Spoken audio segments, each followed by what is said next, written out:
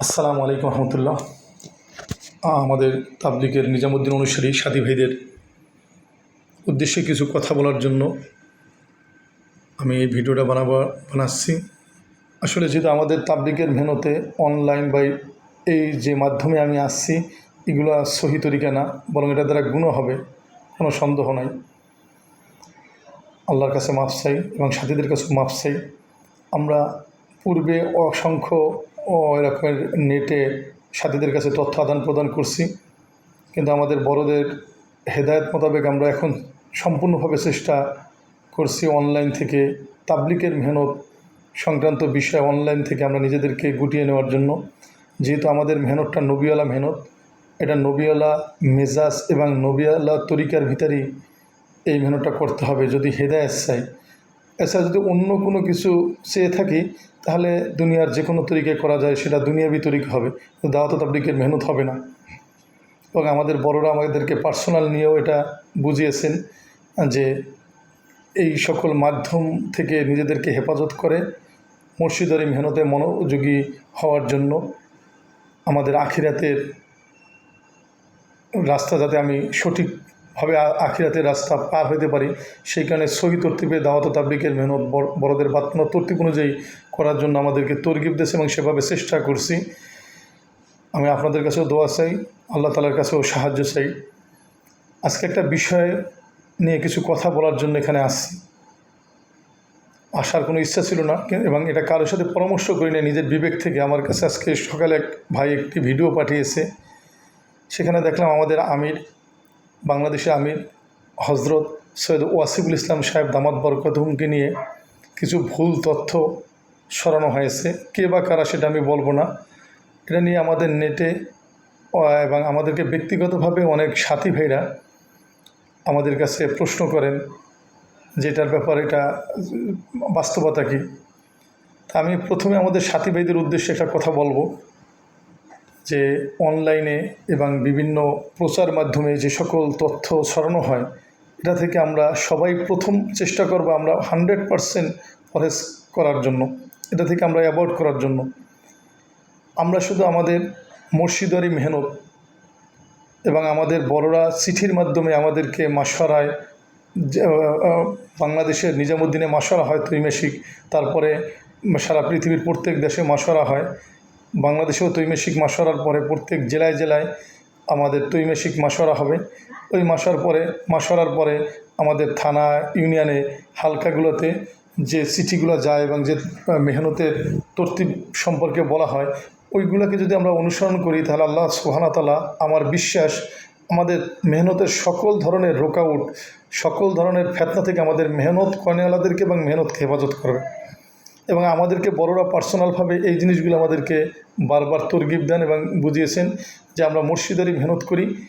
বাহিরের কথা, এই সকল নেটের কথা বা প্রচার মাধ্যমের কথা থেকে এবং কোথায় কে কী বলে সেইগুলোর উত্তর দেওয়া থেকে নিজেদেরকে হেফাজত করি। যথাসম্ভব না, সম্পূর্ণরূপে আমরা প্রত্যেক সাথীর কাছে অনুরোধ যে আমরা চেষ্টা করব সকল ধরনের তাবলিগ সংক্রান্ত বিষয় আমরা, যেহেতু ব্যক্তিগত কারণে আমাদের এখন বর্তমান নেট বা এই যোগাযোগ মাধ্যম দরকার হয় ব্যবসা বাণিজ্য এবং ব্যক্তিগত কারণে, সেটা আলাদা জিনিস, কিন্তু তাবলিগ আমরা এই মাধ্যমে তাবলিগকে নেকি মনে করে কোনো কাজ না করার জন্য সকলকে বিশেষভাবে আমি নিজেকেও প্রথম চেষ্টা করব এবং সকলকে অনুরোধ করব যে আমরা তাবলিগের কাজ প্রচার মাধ্যমে কোথায় বড় ইজতেমা হয়, যেগুলো আগে আমি নিজেও প্রচার করতাম, আমাদের বড় বলছেন এটার মধ্যে কোনো খায়ের নাই, এটার মধ্যে বরং তুমি যদি নেক আমল করে আল্লাহ তাআলার সন্তুষ্ট লাভ করো, হয়তোবা কিয়ামতের দিন তুমি এই কারণে আল্লাহ তাআলার কাছে পাকড়াও হইতে পারো। তখন আমার ভিতরে খুব এটা ভয় আসছে যে আসলে এটা তো আমি তো নেকি মনে করি। বিভিন্ন ধর্মীয় প্রোগ্রামগুলা সারা পৃথিবী, অনেক আমাদের সাধারণ সাথীরাও সারা পৃথিবী থেকে বিভিন্ন রকমের প্রচার পাঠায়, কোথায় ইজতেমা হয়, কোথায় জোর হয়, কোথায় হজ্জত যায়, এগুলো আমাদের হজ্জত এবং আমাদের বড়দের সম্পূর্ণ নিষেধ এবং বড়রা এটার উপরে কখনও সন্তুষ্ট না। এবং আমি আমার মনে আছে যখন মালয়েশিয়া হজ্জত প্রথমবার গেলেন ইন্টারন্যাশনাল মাশওয়ারায়, তখন ওই সময় আমি খুব ভিডিও করতাম, আল্লাহ আমাকে মাফ করে দিক। তখন হজ্জত আসতেছিল, তা দেখলাম যে ওখানে একজন খুব গোপনে ভিডিও করার চেষ্টা করতেছিল। হজরতজি যখন শ্রীপাতালিন মার্কাজে ঢুকতেছিল তখন তার চেহারা এত মানে একটা, সে অনেক দিন পর আসছে, সারা পৃথিবীর মানুষ এখানে আসছে, সে খুশি, কিন্তু ওই সিনটা দেখার পরে সে এত গোস্সা হলো, ওই লোকও খুব ভয় পেয়ে গেছে এবং সে সাথে সাথে সরে গেছে। তা দেখলাম যে আমাদের বড়রা এই সকল প্রচার মাধ্যম থেকে শুধু মুখে না, বাস্তবিকভাবেই তারা পরহেজ করে।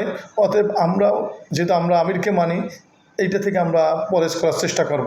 তা যে বিষয়ে আমি কথা বলতে চেয়েছিলাম যে আমাদের বাংলাদেশে আমির সম্পর্কে কিছু ভুল তথ্য ছড়ানো হচ্ছে। আমি অপপ্রচার বা এরকমের নেগেটিভ কথাগুলো বলবো না, উস্কানিমূলক কোনো কথা বলবো না, সেই জন্য আমি তথ্য বলতে পারি যে আমাদের আমির সম্পর্কে কিছু ভুল তথ্য ছড়ানো হয়েছে। এই বিষয় থেকে আমাদের কিছু সাথীরা ফেসবুকে আবার কিছু ওরা কাউন্টার পোস্ট দেওয়ারও চেষ্টা করতে পারে হয়তো বা করছেন। তাদেরকে অনুরোধ করব আমরা দয়া করে ওখানে কমেন্টসে এবং কাউন্টার কোনো পোস্টও দেব না। যে যেটা বলছে সে সেটা বলে, এটার দ্বারা যদি সে আখিরাতে নাজাত পায় বা তার দুনিয়াবি বা আখিরাতের কোনো ফায়দা হয় সেটা তার ব্যাপার, কিন্তু একিনের সাথে আমরা বলতে পারি আমরা যদি জবান বন্ধ রাখি আমাদের হজরতের যে হেদায়েত, তাহলে এটার দ্বারা আমাদের মেহনতের কোনো ক্ষতি হবে না। বরং যদি কেউ ভুল তথ্য দেয়, মিথ্যা তথ্য প্রচার করে, আমাদের আমির আল্লাহওয়ালা লোক, সে একজন অসুস্থ মানুষ, সারা দুনিয়াতে সফর করে, এখন বর্তমানেও ইন্দোনেশিয়া সফরে আছে, সারা দুনিয়াতে সফর করে, তাদের জীবনের বিলাসী জীবনের দিকে না তাকিয়ে তাদের, আমরাও 3 দিনে জামাতে যেতে আমাদের কত কষ্ট হয়, বছরে 40 দিন 4 মাস যেতে কত কষ্ট হয়, বিদেশ সফর করার জন্য আমাদের মন চায় না, যুদ্ধ করে নিজের নফসের সাথে বের হইতে হয়। আর আমাদের এই সকল হজরতরা তারা সারা জিন্দেগি কোরবানির উপরে আছে। আর ইখলাস, যেমন ওখানে একটা কথা বলছে যে সে আমির হওয়ার জন্য অনেক চেষ্টা, মানে অনেক রকমের পলিটিক্স করছে আমাদের আমির, নাউজুবিল্লাহ। তাই এটা আসলে যে বলতে পারে সে কী উদ্দেশ্যে বলছে সেটা আল্লাহ তাআলা তার কাছ থেকে উত্তর নেবে, আমাদের ওটার জবাব দিতে দরকার নেই। কিন্তু সেই লোক আমাদের আমির সাহেব, তারা, সে নিজে ভালোভাবে হাঁটতে পারে না, অন্যের উপর নির্ভরশীল, কিন্তু সারা দুনিয়াতে সফর করতে আসে, কোরবানি করতে আছে। যেখানে আমরা সুস্থ থাকা অবস্থায় আমরা সব গুজারিতে রাত্রে ঘুমাতে মন চায় না, থাকতে মন চায় না, 3 দিনে যেতে আমাদের কত কষ্ট হয়, সেখানে আমাদের এই আমিরা বছরের পর বছর তারা দিনের ক্ষেত্রে নিজের নাতি পুতি আত্মীয় স্বজনের সাথে সময় না দিয়ে, পরিবার পরিজনের সাথে সময় না দিয়ে, সাথীদেরকে নিয়ে সারা দুনিয়াতে সফর করে, দিন প্রতিষ্ঠা করার জন্য মেহনত করে, বিভিন্ন দেশে সফর করতে আছে আল্লাহ তাআলার দিনকে বুলন্দ করার জন্য, জেলায় জেলায় সফর করতে আছে আল্লাহ তাআলার দিনকে বুলন্দ করার জন্য। তাদেরকে নিয়ে আমরা অপপ্রচার করা যদি কেউ করে, যদি কোনো মিথ্যা তথ্য ছড়ায়, তার বিনিময় সেটা আল্লাহ তাআলাই তাকে দেবে। আমি আমাদের সাথীদের উদ্দেশ্যে বলবো যে আপনারা এরকম কোনো ভুল বুঝবেন না। যেমন আমাদের ওয়াসিফ সাহেব, আমাদের আমির সাহেব, সৈয়দ ওয়াসিফুল ইসলাম সাহেব দামাত বরকতুম, তার ব্যাপারে বলা হয়েছে যে তার আমির খায়, এক নেগেটিভ শব্দ ব্যবহার করছে, যেটা আমার ব্যবহার করতেও লজ্জা লাগে। সেটা হলো, আপনারা জানেন যখন আমাদের তাবলিগে প্রথম বিবাদ শুরু হয়, পাকিস্তানের রাইবান থেকে আলমী শুরা নামে একটা সংগঠন গঠন করে, সেখানে ভারত, পাকিস্তান এবং বাংলাদেশ থেকে কিছু মুরব্বী নিয়ে, এবং সেখানে হাজি আব্দুল ওহাব সাহেবের নামও ছিল 1 নম্বরে, হজরতজি মাওলানা সাদ সাহেবের নাম 2 নম্বর করে 13 সদস্য বিশিষ্ট একটি আলমী শুরা গঠন করে। সেখানে কিন্তু বাংলাদেশের ভিতরে 3 জনের নাম ছিল, সৈয়দ ওয়াসিফুল ইসলাম সাহেব, মাওলানা জোবায়ের সাহেব, মাওলানা রবিউল হক সাহেব দামাত বরকতুম, এই 3 হজরতের নাম ছিল। যদি ওয়াসিফের ভিতরে আমিরের খায়েশ থাকতো বা অন্য কিছু থাকতো, তাহলে ওয়াসিফ ভাই ওই সময় তো তাদের সাথে থাকতে পারত, এবং সে যদি সুরপন্থীদের সাথে থাকতো তাহলে বাংলাদেশের সকল ওলামায়ে কেরামেরও সে মাথার তাজ থাকতো, সবাই তাকে ইজ্জত করতো, সম্মান করত, তারা সবাই যারা তার বিরোধিতা করে।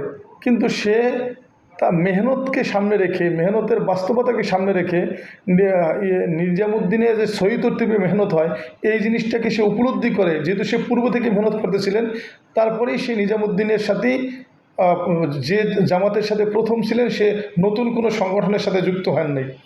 তাই তার যদি আমিরের খায়েশ থাকতো তাহলে সে সেটাই করতে পারতো, এবং বাংলাদেশে যখন আমাদের তাবলিগ দুইটা পক্ষ হয়ে যায় তখন সে এককভাবে আমির হইতে পারতো। কিন্তু আমাদের 4 জন সূরা হজরত ছিলেন, তাদের ভিতরে 3 জন মারা গেছে, 3 জন মারা গেছে, 5 জন সূরা হজরত ছিলেন।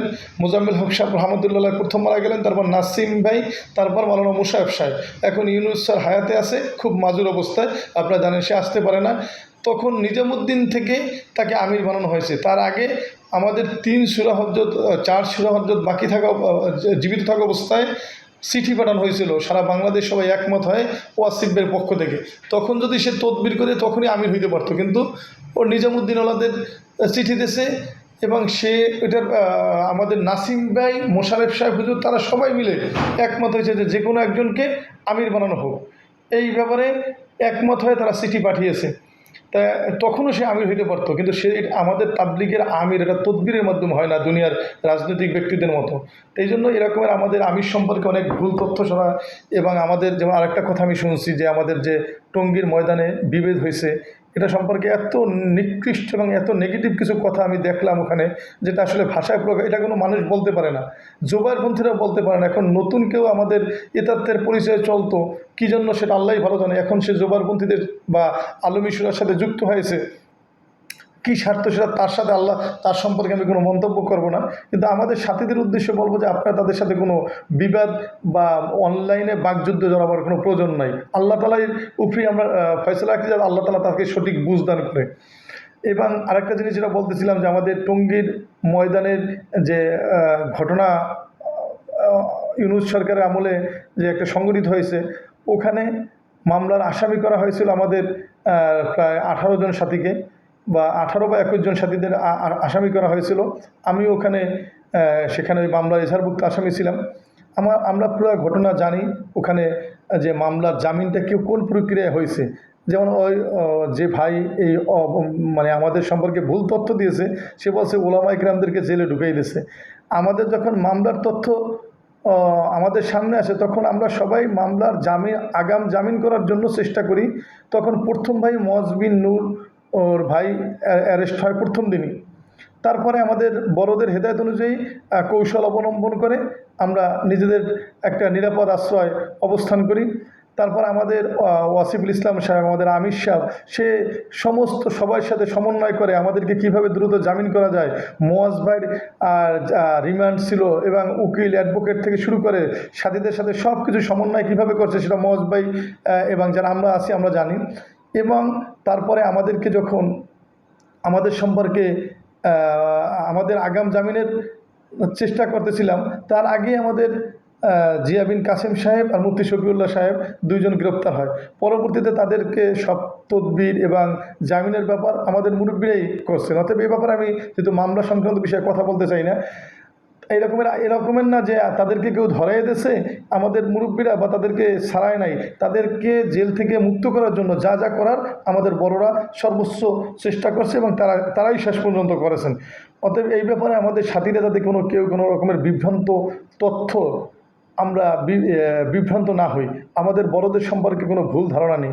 আর একটা জিনিস যেমন বলা হয়েছে, আমাদের ধর্ম প্রতিমন্ত্রী বর্তমান আছেন লিঙ্কন সাহেব, সে ধর্ম প্রতিমন্ত্রী হওয়ার পরে আমরা নাকি খুব খুশি হয়েছি ইত্যাদিরা, এবং আমরা নাকি খুব এটার ব্যাপারে উল্লাস প্রকাশ করছি। এটা হয়তো বা কোনো ব্যক্তিগতভাবে কেউ কোনো জায়গা থেকে খুশি হইতে পারে, সেটা তাদের ব্যাপার। কিন্তু যারা আমাদের মুরব্বীরা, এতে আমাদের খুশি হওয়ারও কিছু নেই, দুঃখিত হওয়ারও কিছু নেই। সরকার পরিবর্তন হয়েছে, কে প্রধানমন্ত্রী হয়েছে বা কে বিরোধী দলে, এতে আমাদের তাবলিগের সাথীদের খুশি আর বেজার হওয়ার কিছুই নাই। আমরা তাবলিগের সাথীরা আমরা আমাদের সহি তরিকায় যে মেহনত, ওই মেহনতের মাধ্যমেই আমরা কাজ করব। আমরা কোনো তদবির, তারপর আমরা অন্য কোনো পন্থা অবলম্বন করে আমরা আমাদের মেহনত চলমান রাখবো না। যে সরকারে আসুক, কে বিরোধী দলে আসুক, যে সরকারই আসুক, আমরা কোনো সরকারের দালালি করি না, কারণ আমাদের মেহনতের ভিতরে এটা নাই। সমস্ত সরকারের, সমস্ত মুসলমান, সমস্ত উম্মতের কাছে আমরা দাওয়াত পৌঁছাই। এইটাই আমাদের মেজাজ, এইটাই আমাদের মেহনতের মূল উদ্দেশ্য। এই জন্য এই সংক্রান্ত যে আমরা আমরা বিগত সরকারের আমলেও আমাদের উপর জুলুম হয়েছে, আমাদেরকে কিভাবে ইস্তেমা দেওয়া হয়েছে আমরা জানি। তারপর কেয়ারটেকার সরকারের আমলেও আমাদের কাছে আমরা যেভাবে চেয়েছি আমরা সেভাবে পাই নাই, আমাদের উপরে বৈষম্য হয়েছে। এখন বর্তমান সরকার এখনও কোনো সিদ্ধান্ত দেয় নাই। আমরা আশা করি যে তারা আমাদের সাথে বৈষম্য করবে না, তারা যেটা ইনসাফ সেটা করবে। কিন্তু আমরা মানে কার অনুগ্রহ নিও না, আমরা আল্লাহ তাআলার কাছ থেকে ফয়সালা করব আমলের মাধ্যমে ফয়সালা করবে, এটাই আমাদের উদ্দেশ্য।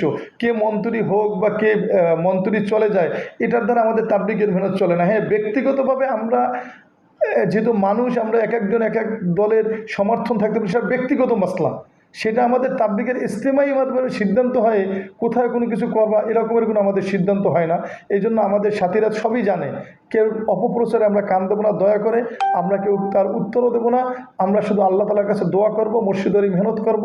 এবং আমাদের মেহনত ইনশাআল্লাহ আমরা যদি এই বড়দের হেদায়েতগুলো মানতে পারি, আমরা যত সম্ভব আমরা এই সকল নবীওয়ালা মেহনতের বাহিরে অন্য কোনো তরিকায় মেহনত থেকে যত বাঁচতে পারি, তত আমাদের নিজেদের ব্যক্তিগতভাবে খায়ের হবে, মেহনতের খায়ের হবে।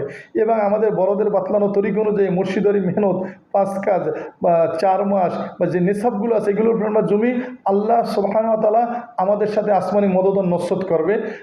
আমাদের মাকসুদ তো ভাই দুনিয়াতে বড় সফল কাম হওয়ার কিছু নাই। দুনিয়াতে আমরা মেহনত করতে করতে আখিরাতে চলে যাব, মেহনত করতে করতে কবরে চলে যাব। তারপর আমার হিসাব হবে ব্যক্তিগতভাবে আমি জান্নাতি না জাহান্নামী। কেউ জান্নাতের সার্টিফিকেট দিতে পারবে না, কোনো ওলামায়ে কেরাম পারবে না, কোনো তাবলীগ ওলামা পারবে না, কেউ পারবে না। আমাদের মূল মাকসুদ হয়েছে যে ব্যক্তিগতভাবে আমরা মেহনত করি। প্রত্যেকের যার যার কবরে তার হিসাব নিতে হবে। আমাদের আমাদের কবরে আমাদের হিসাব দেবে না। আমরা তাদেরকে অনুসরণ করি মেহনতের সহি তরিকায়, যাতে আমি জান্নাতের রাস্তা আমার সহজ হয়, তাদের কাছ থেকে রাহাবারি নিই। কিন্তু আমাদের হিসাব আমার নিজের করতে হবে। আমাদের বয়ান করে আমাদের হযরত যে অনেক দামি কথা বলেন, আমাদের বড়রা কথা বলেন, সেই কথাগুলো আমি জানি এবং মানুষের কাছে বলি, এটার দ্বারা আমার খায়ের হবে না যতক্ষণ পর্যন্ত আমি আমল না করব। তা আমাদের মাকসুদ যে আমাদের আখিরাত, আমাদের দুনিয়াতে এই যে আমাদের যে সকল হযরতরা দুনিয়া থেকে আল্লাহ তাআলার প্যারা হয়ে দুনিয়া থেকে চলে গেছেন, আমাদের মাওলানা মোশাররফ সাহেব দামাত বরকাতুহুম, আমাদের নাসিম ভাই সব, আরও যারা দুনিয়া থেকে চলে গেছেন, তারা তো অনেক কাজ, মাওলানা আশরাফ আলী সাহেব রহমতুল্লাহ, তারা তো অনেক কাজ করে গেছেন। এখন বর্তমান শিশুরা জানেন, এখন তাদের কবরে তাদের হিসাব হইতে আছে। তেমনি আমি আপনিও কাজ করব, প্রত্যেক বছর ইজতেমা আসবে, জোর আসবে, আমি আপনি চেষ্টা করতে থাকবো, করতে করতে করতে করতে আমি তো দুনিয়া থেকে চলে যাব, কিন্তু মেহনতের জায়গায় থাকবে, মদত আর নসরত হবে। এই জন্য আমি সবাইকে অনুরোধ করব, দয়া করে আমরা কেউ অন্য কোনো কেউ সাথে বাকযুদ্ধ করব না, অনলাইনে কেউ কথায় আমরা বিভ্রান্ত হব না, এবং কেউ সাথে কোনো বার্গেনিংও করবো না। আমরা শুধু মসজিদের মেহনত করব। আল্লাহ আমাদের সবাইকে হেফাজত করুক। আমি আবার আল্লাহ তাআলার কাছে মাফ চাই, যাতে আল্লাহ তাআলা, এবং আল্লাহর কাছে সাহায্য চাই, যাতে এই আমাদের সবসময় আমরা এই অনলাইন থেকে দূরে থাকতে পারি, দাওয়াত তাবলীগের মেহনত বড়দের বাতলানো তরিকা অনুযায়ী করতে পারি, এবং সাথীদেরকে অনুরোধ করব। আসসালামু আলাইকুম ওয়া রাহমাতুল্লাহ।